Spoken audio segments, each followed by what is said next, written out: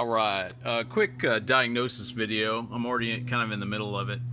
But I'm testing the fuel pressure on the Miata, and I went out and got this cheap little fuel pressure tester kit from Harbor Freight with a coupon. It was about 15 bucks, so seems reasonable. And basically what you do is you hook it up at the front to the feed line, which on a 94 Miata is this one in the back. So this back one, you'll see routes to right over here underneath. That's the front of the fuel. You'll see this square deal right here. That's the fuel rail. It connects underneath the intake manifold to that. So that's how you figure out which one it is. But it's the one that's more rearward towards the firewall. And then the return line on these NA Miatas, there's a return line, and that is right here, and that's untouched. So anyway, basically the reason I'm doing this is because I was having like kind of a long crank, hard start type of situation where it would crank for a long time and then eventually fire. And you know, I had previously replaced a fuel filter a while back, and and actually the starter is new too, and found out the battery was not pulling enough amps, so I replaced that. Got that for free, replaced, and still have the problem. So what I decided to do was test the fuel pressure, make sure that my fuel pump was working correctly, and it basically is. And I'll show you what happens. So what I've got is the fuel pump is focus. There we go. Is jumpered here with the diagnostic port, and you can see that I've got, it tells you which is the fuel pump and then to ground. And so when I turn the key, it will turn on. You can kind of see the thing jump when I do that. So I'll turn the key and see it go up. So it's holding at about 42. And you can hear the fuel running through it and stuff like that. So that's working fine.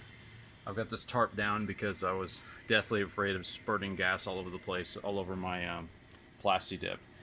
It will cut through the plasti dip, basically a paint thinner. So anyway, that part's working. But check it out. Watch that needle when I turn it off. Boom, just drops. It is not supposed to do that. So basically it loses pressure immediately. So my fuel system never has any pressure, you know, immediately after priming, it's basically like nothing. So I think that's the problem, and I think there's a check valve in the fuel pump itself. And so I'm going to do a little bit more research, but I think the problem may be the fuel pump, and a replacement may be in order. The other possibility is the pressure regulator, the fuel pressure regulator, which is in the back here, on the back of the fuel rail, and that may be leaking. Could be leaking down into the injectors, but I don't think that's the case. It would have kind of a different kind of hesitation. I mean, that's a flooded situation, and as you can see, it basically starts just fine.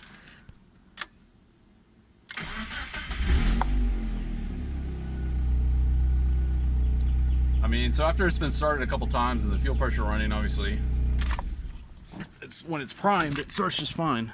So anyway, that's the situation. So that's how you can test your fuel pressure, and also kind of a leak down test, which my understanding is it should maintain at least 25 psi for 5 minutes after you turn off the engine. It's not doing that. It could be, there could be a leak with my tester, the gauge itself, but in terms of the pressure here, but there's no leaks at all. This isn't completely dry. So this is on here good. There's no leaks.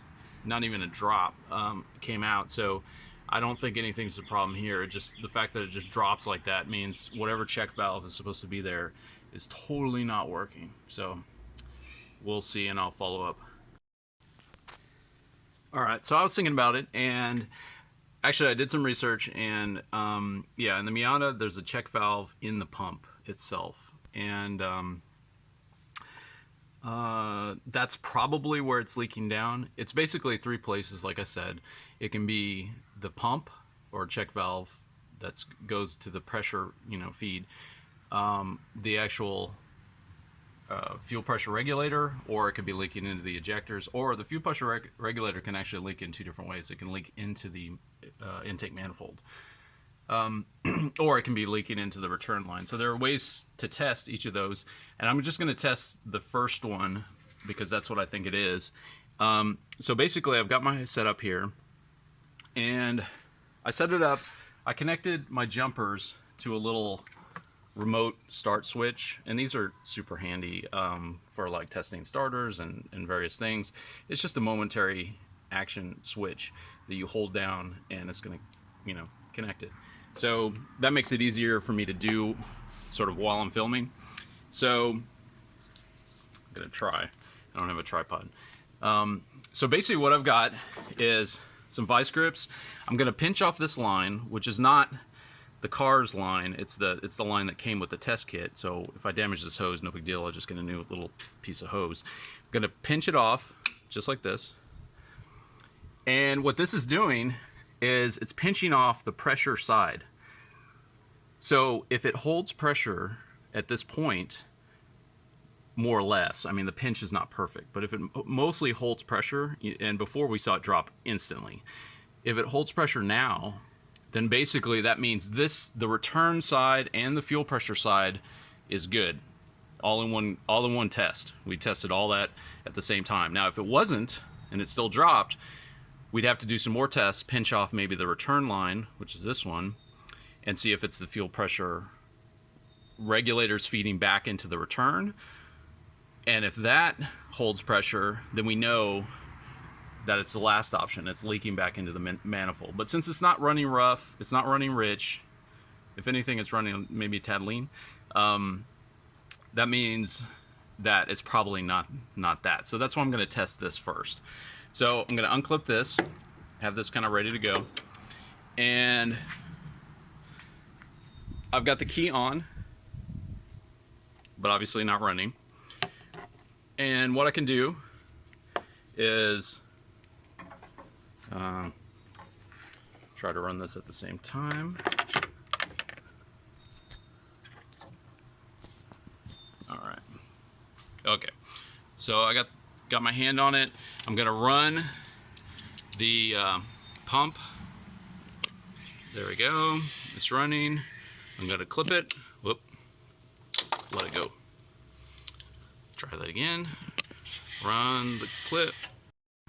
Okay. So I clipped it off, and as you can see, it's very slowly dropping. So that means it can't feed back into the pressure side, at least not much, because I've got it pinched off. So because it's dropping somewhat faster than it would normally, because it's probably leaking back through because the pinch is not perfect. I didn't want to completely damage the hose. But since that's occurring, that means we know that the fuel pump has got a bad check valve in it. It needs to be replaced. Now the fuel pump itself is pumping fine, but what this does is it causes there to be a lack of pressure after you've been running the car. And what that'll do is it'll cause the gas in the hoses to kind of boil off and vapor lock. And so that can lead to long crank times. It's okay if your pressure bleeds off overnight or something like that with a cold start, because there's no pressure, there's no gas fumes in the lines. So it's gonna start just fine. It's not really gonna crank for any much longer than normal. It's when you have that heat soak situation, you've been out, turn off the car, go somewhere, come back out to it 20 minutes later, it's heat soaked, that's what'll do that. So, and then you can also confirm when I take this off, boom, it drops immediately. So that's 100% confirmation that it's the fuel pump check valve. Now that's the case in some cars, most cars. There may be a line check valve in some other cars, but this is the most common situation. That's a fuel pump issue that it's in, especially the in-tank fuel pumps. So anyway, that gives me confirmation. So the next step is to get the new fuel pump, and we'll do another video on that replacement. Thanks a lot.